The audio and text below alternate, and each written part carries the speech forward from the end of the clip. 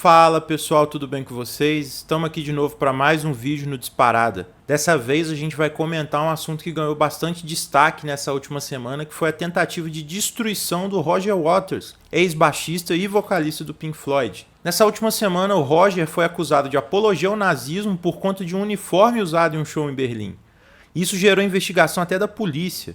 Além disso, organizações judaicas estão reforçando as acusações de antissemitismo contra o músico por conta das suas posições críticas a Israel.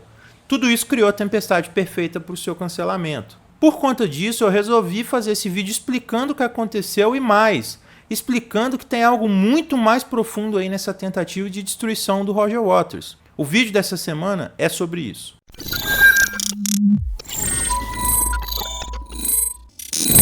Bom, eu acho que aqui primeiro cabe comentar direito o que está acontecendo, né? O Roger, ele tá em turnê na Alemanha e vai ser a última turnê dele, vai ser a aposentadoria dele dos palcos, né? E aí ele tá sendo acusado de apologia ao nazismo por conta de um uniforme que usa em uma parte do seu show. Esse uniforme aqui. A polícia alemã tá investigando o Roger por conta desse uniforme em um ato dentro do seu show. Segundo as organizações judaicas, ele está sendo antissemita. Inclusive, ele é acusado de antissemita há muito tempo e agora estão aproveitando para gerar polêmica em cima disso. Na minha opinião, isso é uma grande insanidade, uma desonestidade e uma sacanagem contra o Roger Waters. Por quê? Em 1979, o Pink Floyd lançou o álbum The Wall, que é considerado por muitos um dos melhores álbuns de música de todos os tempos. O sucesso que ele fez na época foi absurdo, tanto que ele está sempre em lista dos mais vendidos de todos os tempos. Segundo estimativas, ele já vendeu mais de 30 milhões de cópias, o que o coloca no clube dos grandes da música mundial. Esse álbum ele foi escrito praticamente sozinho pelo Roger Waters, depois de uma experiência que ele teve na turnê no álbum Animals, anterior ao The Wall. Em um show, o Roger ele se desentendeu com um fã e cuspiu nele. E aí um desentendimento que rolou nesse caso bagunçou a cabeça do Roger, que resolveu tomar essa experiência como ponto de partida para a escrita do que eu considero ser a grande obra-prima do Pink Floyd, ao lado do The Dark Side of the Moon, né, que é outra grande obra-prima da banda. O Roger parte dessa experiência com o fã e ele cria uma ópera rock, que é um estilo em que todas as músicas do álbum contam uma história em sequência. Essa ópera rock conta a história do músico Pink, que se perde na fama e depois de uma overdose, inclusive é narrada brilhantemente pela música Comfortably Numb, uma das melhores músicas da história do rock, e passa a delirar confundindo a sua posição como estrela de rock com a de um ditador fascista. Essa posição de idolatria do fã em relação ao músico é transportada por uma dinâmica política, fazendo um paralelo com os regimes que tomaram conta da Alemanha e da Itália na primeira metade do século XX. O Pink, o personagem do álbum que é inspirado na vida do Roger Waters, tem uma vida conturbada. Ele perde o pai durante a Segunda Guerra Mundial sem nem poder conhecê-lo. Ele tem uma mãe super protetora que o blinda das frustrações da vida. E enquanto isso, ele tem uma escola autoritária e atrasada com professores frustrados que levam essa frustração de casa para a sala de aula, agredindo moralmente as crianças que deveriam educar, que inclusive é outra música clássica do Pink Floyd nessa descrição. Quando ele cresce, o Pink, né, ele não tem nenhum preparo para lidar com a vida adulta que tem pela frente. Com o sucesso, a falta de limites cobra o seu preço e ele se envolve em uma série de problemas. Todos esses problemas são apontados como tijolos no muro em que o Pink vai construindo para se isolar da vida real. Esse isolamento fortalece os seus delírios autoritários e nos dão músicas belíssimas, inclusive, né? E no fim do álbum há um julgamento dentro da cabeça e o muro é derrubado. Como vocês podem perceber, esse álbum é uma crítica ao autoritarismo. Ele faz um paralelo interessante entre o rockstar e o ditador autoritário como pessoas pequenas que não tiveram preparo para a vida e que não experimentaram limites para os seus delírios. Depois que o álbum foi lançado, a turnê dele fez um enorme sucesso também, e o que fez com que ele ganhasse um filme estrelado pelo Bob Geldof, o que foi incorporado pelo Roger Waters na turnê posterior que ele fez depois que ele saiu do Pink Floyd. O álbum e todos os seus elementos são uma crítica ao autoritarismo. Inclusive, o Roger, ele fez um show gratuito em Berlim depois que o muro de Berlim foi derrubado, apresentando justamente o show do The Wall com vários outros convidados. Então, por que o Roger está sendo cancelado agora? E aí a gente entra em algo mais profundo. O Roger Waters é um dos artistas politicamente mais ativos das últimas décadas, e uma das suas principais causas envolve a questão palestina. O Roger é um dos principais defensores do BDS, um movimento que prega um boicote diplomático, acadêmico e artístico a Israel Israel por conta das políticas praticadas contra o povo palestino na região. Israel vem ocupando ilegalmente territórios que não são seus na região e passando um conjunto de leis de segregação que muita gente chama de apartheid, lembrando o regime de segregação que aconteceu na África do Sul até 1994. Inclusive, pensadores fortemente liberais e pró-ocidente, como é o caso do Steven Levitsky e do Daniel Ziblatt, que escreveram o best-seller Como as Democracias Morrem, eles utilizam o termo apartheid para caracterizar o que Israel está fazendo ali. Inclusive, muitas dessas leis aprovadas em Israel lembram a perseguição contra os judeus na Alemanha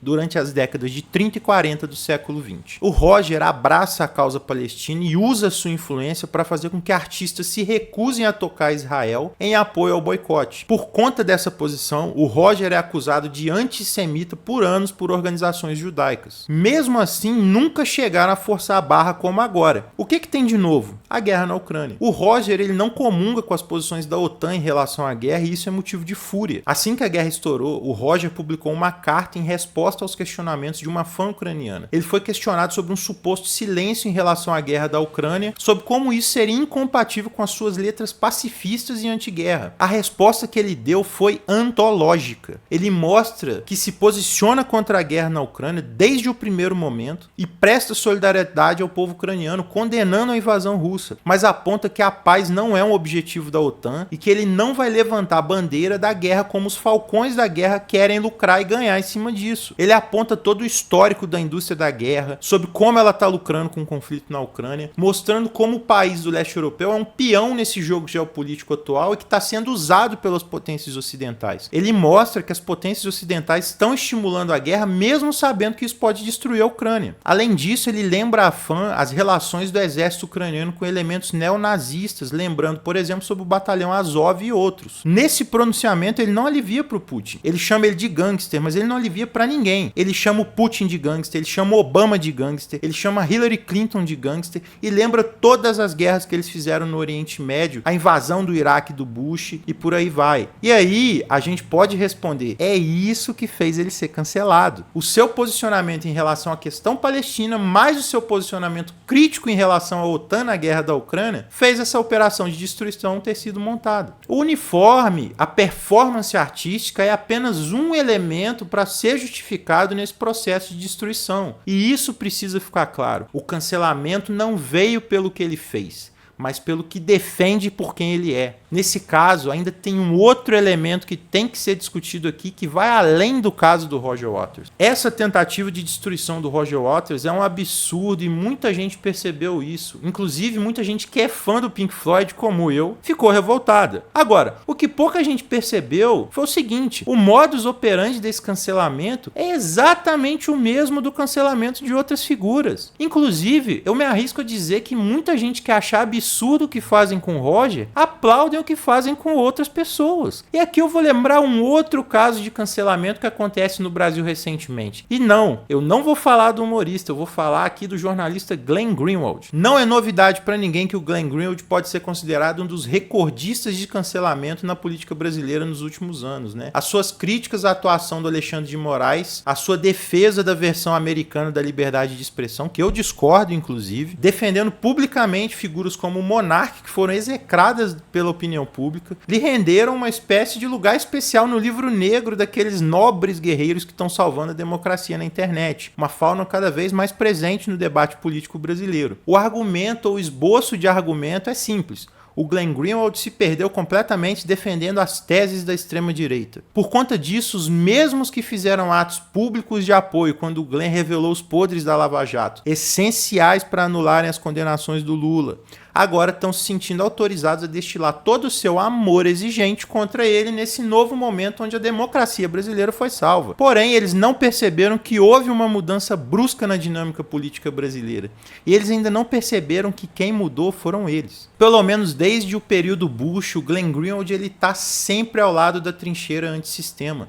Ele foi contra o Patriot Act, que é uma lei que suspende uma série de direitos civis com o pretexto de combate ao terrorismo, e teve um papel ativo na denúncia da farsa que justificou a guerra no Iraque, teve ao lado do Julian Assange quando ele revelou os podres que as grandes potências ocidentais queriam manter debaixo do tapete, foi peça central na divulgação dos dados de espionagem em massa que o Edward Snowden revelou, e aqui no Brasil mostrou que a Lava Jato era uma farsa motivada politicamente. E a dita esquerda? Bom, boa parte dela estava do lado do Glenn em todos esses momentos, mas ela não percebeu uma coisa. Enquanto o Glenn continuava na trincheira antissistema, a esquerda pulou o muro e foi para a trincheira da defesa do sistema. O Bolsonaro venceu em 2018 com uma certa resistência das elites econômicas que preferiam o Alckmin, mas acabou sendo aceito e normalizado por essas elites por defender uma agenda alinhada com o que elas defendiam. A ideia era engolir o Bolsonaro e fazer com que essa defesa antissistema dele fosse pro saco, domando o governo, mas isso não foi possível. Bolsonaro, ele soltou a militância contra o STF, dobrou o sistema político, rachou uma parte do Centrão para sua agenda ideológica e continuou atacando a mídia sem qualquer remorso. A gestão pavorosa da pandemia assustou parte da elite que viu que tinha colocado um sujeito incontrolável no poder. Diante da péssima gestão do Bolsonaro, parte da elite econômica passou a considerar a possibilidade do Lula como uma alternativa para a crise política que assolava o país. Essa ideia ela foi facilitada pela força popular e pela disposição que o Lula tem em buscar a conciliação com o sistema. E isso forçou um deslocamento na política brasileira. A esquerda foi para o lado da defesa do sistema. Mas o que isso tem a ver com o Glenn? O Glenn está sendo cancelado por estar do lado errado. Ele não foi para o lado do sistema.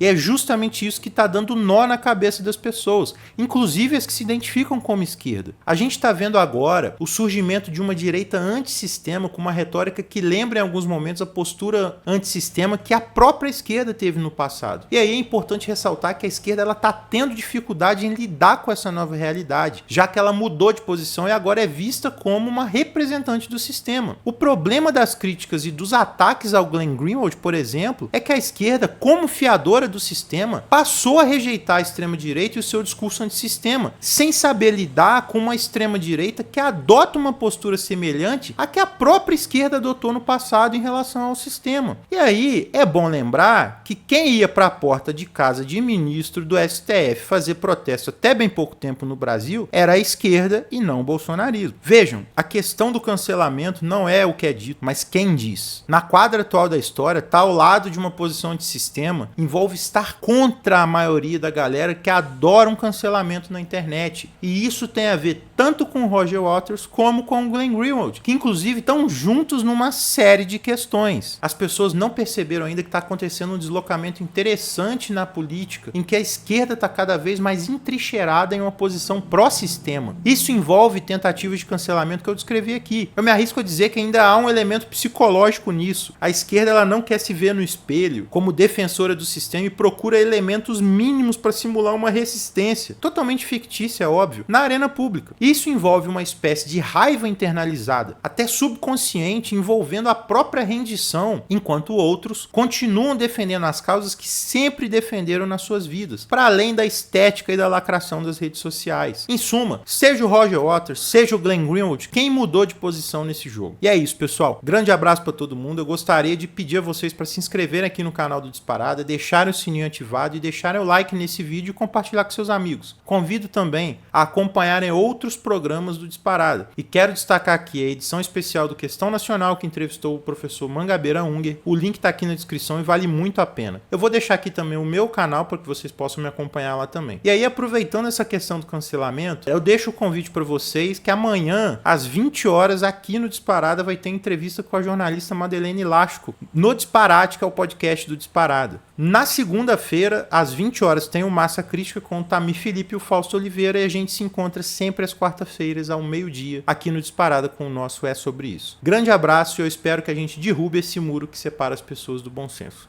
Até mais.